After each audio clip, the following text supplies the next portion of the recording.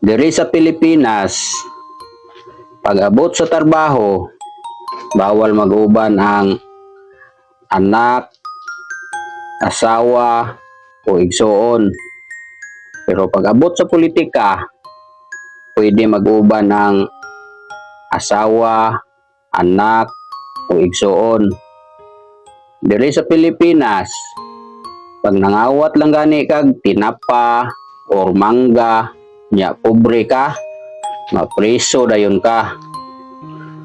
Pero og politiko gani ang mangawat, unyog mga trilyon-trilyon, bilyon, mga minilyon, imbestigahan pa.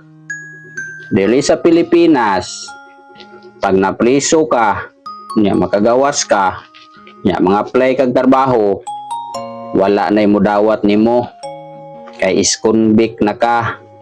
Pero ang politiko gani ang mangawat, unya mapreso, unya makagawas, pwede pa namudagan pag abot sa eleksyon.